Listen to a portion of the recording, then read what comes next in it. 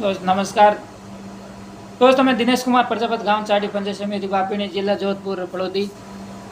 जो अभी 25 नवंबर को जो विधेयक का वोट आ रहे हैं, इलेक्शन आ रहे हैं, तो इसमें आप ऐसे विधेयक चुनो जो गरीब किसानों की भलाई करता है और किसानों की सहायता करता है। तो ऐसे चुनो जो मैं मेरे को बीती हुई मैं आपको यह बताना चाहता हूँ कि जो जब जैसे 2018 में कृष्णा राम जी विधेयक बने थे, तो उसने क्या 2019 में हमारी फसल है कोई मूंगफली की 30 बीघा में जो कोयलर लगने से हमारी पूरी फसल खराब हो गई थी। तो मैंने विधेयक जी को कॉल किया था 29 सितंबर 2019 को। मैंने बोला विधेयक साहब जी, हमारी फसल थी वो पूरी फसल नष्ट हो गई थी, अब क्या करें। तो विधेयक जी ने बोला आप भाई कहीं के लिए फसल नष्ट होती नहीं है, खा गई तो मैं क्या करूं। तो मैं क्या बोला, चलो ठीक है विधेयक जी, अब क्या करें भाई, हमारी दौड़ तो आप तक है, आप ही ऐसे कर दिया तो हम क्या करेंगे। चलो ऐसे में हम बोल दिया भाई गरीब किसान की कोई सुनवाई नहीं करता है। ऐसे में फिर हम गांव वालों को बोल के बताया था, ओपी ने बोला था, मैंने बोला ओपी अपन बहुत कोशिश करके विधेयक जी बनाए थे सभी मिल गए, और विधेयक जी ने मान लो हर किसान के बारे में ऐसे बोल रहे हैं, हमारे को ऐसी हालत हो रही है और विधेयक जी ने ऐसे बोले। तो ओपी ने बोल दिया थी अब आइंदे से ध्यान रखेंगे। चलो ठीक है, कोई बात नहीं।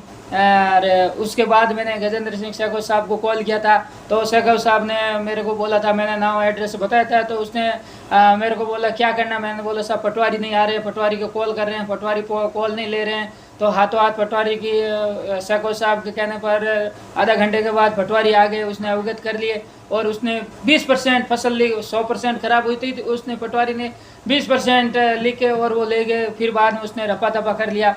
तो उसके बाद में मैंने कृष्णा राम जी को एक साल भर लगभग 2021-22 में मैंने एक एप्लीकेशन लिख के दी थी, और उसमें मैंने लिखा था कि हमारे 2019 में फसल बोई थी, वो फसल है, मेरे पास 20 लाख का कर्जा हो गया था फसल दे के। हमारा माता जी का दिमाग है वो बहुत ख़राब हो गया था, वो भी अभी मौत और ज़िंदगी से लड़ रहे हैं, और अब क्या करें, हमको गांव छोड़ना पड़ रहा है। तो कृष्णा राम जी उसके बारे में मेरे को कोई नहीं बताया। उसके बाद में 6 महीनों के बाद मैंने बहुत एप्लीकेशन लिख के दी थी, और मैंने मान लो हर विदेश जी को कॉल किया था, और हर मान लो बड़े बड़े नेता थे उससे मिले थे, बातचीत की थी, और वो जो बीमा वाले थे उससे बातचीत की थी। तो वो कोई मान लो हमारी सुनवाई नहीं की थी। वो हम बोला था कि आपके जो एसडी में पटवारी है वो बोलेगा वो करेंगे, तो वो पटवारी ने तो रिश्वत नहीं दी, तो पटवारी ने लिखा ही नहीं, 20% लिख दिया ऐसे करके वो तो चला गया। तो उसके बारे में मैंने कॉल किया था कृष्णा राम जी को, किया हर विधायक को कॉल किया था, हमारी कोई सुनवाई नहीं की थी। मैंने बोला चलो ठीक है, कोई बात नहीं, अगली बार ध्यान रखेंगे। तो ये हम हमारे अकेले की नहीं है, सब जनता को हमें बोलना चाहते हैं कि जो बड़े बड़े जो विधेयक आते हैं, जो जैसे मान लो अब बड़े बड़े मीटिंगें करते हैं, बोले हम ऐसे कर देंगे, हम ऐसे कर देंगे, कोई बात नहीं, ऐसे कोई नहीं करते हैं, क्योंकि ये तो नेताओं के गुण होते हैं, दगेबाज होते हैं, ये तिकड़मबाज होते हैं, 420 होते हैं, पुलिस दलाल होते हैं। जैसे मान लो इसकी 10 गुण होते हैं, 10 गुणों में आपको बताता हूँ कि नेता एकम नेता होता है, नेता दोनों दगेबाज होता है, नेता 3 तिकड़मबाज होता है, नेता चौके 420 होते हैं, नेता 5 पुलिस दलाल होते हैं, नेता छः छेल छबीले होते हैं, नेता 7 सत्ताधारी होते हैं, नेता 8 अटकलबाज होते हैं, नेता 9 नमक राम होता है, नेता 10 दूरचारी होता है। ये नेता में 10 गुण होते हैं। वो गुण क्या करते हैं, अपन के ऊपर फैला देते हैं, तो अपन क्या करते हैं, वो उसके अंडर में आ जाते हैं।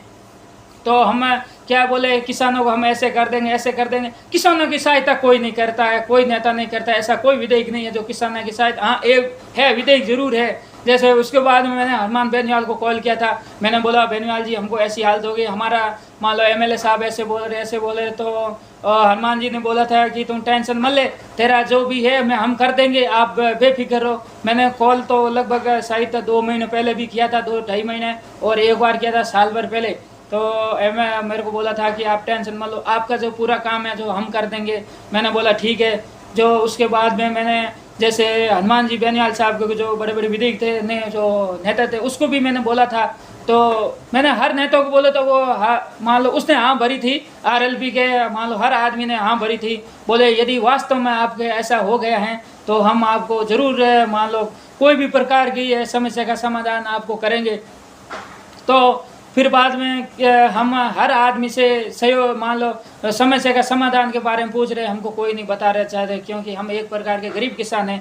तो यह अपन के सिस्टम है कि गरीब किसान की कोई सुनवाई नहीं करता है, सुनवाई करता है सिर्फ पैसे वालों की, और जो धनवान होता है, जो रिश्तेदार होता है, उसकी सुनवाई करते हैं। जो हमारा नहीं तो हमारे कोई रिश्तेदार विधायक बने, और नहीं कोई हमारा रिश्तेदार कोई सरपंच ही बने, हमारे कोई नहीं बने, तो हमारी कोई सुनवाई नहीं करते कि हम एक मान लो पिछड़े वर्ग तो हैं, और हमारे समाज की ऐसे सबसे पीछे पीछे चले गए थे।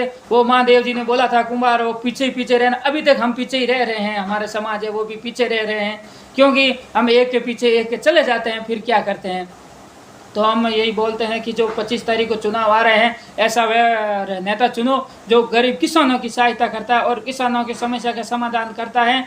जो मान लो और समाज और पैसे वालों को तो हर कोई करता है, जैसे मान लो बड़े बड़े विधायक होते हैं, वो तो आपकी समाज का और पैसे वालों के करते हैं, जिसके पास पैसे होते हैं वही बोलते हैं, और हर किसान की कोई सुनवाई नहीं करता है। ऐसा विधायक नहीं चुने, क्योंकि आगे आने वाले टाइम में बहुत ही किसानों के लिए मान लो कोई सहायता नहीं करते हैं, कोई भी प्रकार की, जैसे कोई भी फसल नष्ट हो गई है, कोई भी फसल के बारे में कुछ हो गया है, तो ऐसे आज तक कोई विधायक बताओ जो फसल मान लो किसानों के हित के लिए जो लड़ाई करेंगे। सिर्फ एक भी नेता है जो RLP है, जो वो मान लो किसानों की सुनवाई जरूर करता है, और गरीब किसानों की बहुत मान लो एक से एक कंधा मिला के साथ चलते हैं। तो आप ऐसे नेता चुनो जो गरीब के किसानों की सहायता करते हैं और किसानों की भलाई का कार्य करता है। और जो 25 नवंबर को इलेक्शन आ रहे हैं, तो हर विधायक आपको गुमराह करके और बोले हम आपको ऐसे कर देंगे ऐसे कर देंगे, कोई नहीं करता है। जैसे मैं एक गरीब किसान परिवार से हूँ, और मेरे को जो बीती हुई है वो मैं बता रहा हूँ, सच में सच है, और ऐसे कोई नहीं है हमारे पास अभी तक बहुत सारे सबूत पड़े हैं। हमने 181 मान लो 2020 से लगाकर 2021, 22, 23 तक हमने सलंग मान लो उसमें शिकायत के ऊपर शिकायत की थी। हमारा कोई प्रकार का समस्या का समाधान नहीं मिला। क्यों नहीं मिला? क्योंकि हम एक गरीब किसान के परिवार हैं, गरीब किसान से हैं, क्योंकि हम मान लो ऐसी फसल नष्ट होने से बहुत बुरी तरह से हम मान लो कर्जदार बन गए थे, हमको गांव छोड़ना पड़ रहा है। और जो हमारे वो फसल दे के माता जी है, वो भी अभी मौत और ज़िंदगी से लड़ रहे हैं, और उसकी हालत बहुत गंभीर है। हम उसकी सेवा भी नहीं कर सकते हैं, क्योंकि ऐसी हालत हो गई है। क्यों हुई थी? वो जब मेरे को विधायक जी बोलते थे कि हम आपकी समस्या का समाधान जरूर करेंगे, तो पटवारी भी कर देते थे, हर वाला बीमा कंपनी भी कर देते थे, तो मेरे को ऐसी हालत नहीं होती थी। तो मैं अभी ऐसे सब किसान परिवार है, हर किसान को यही सलाह देना चाहता हूँ, जो भी किसान है, जो ऐसा नेता चुनो जो किसानों के साथ और किसानों के हित के लिए लड़ी लड़ते हैं, तो वो नेता जरूर आगे उस नेता को वोट देके और जरूर विधायक बनाए। और अभी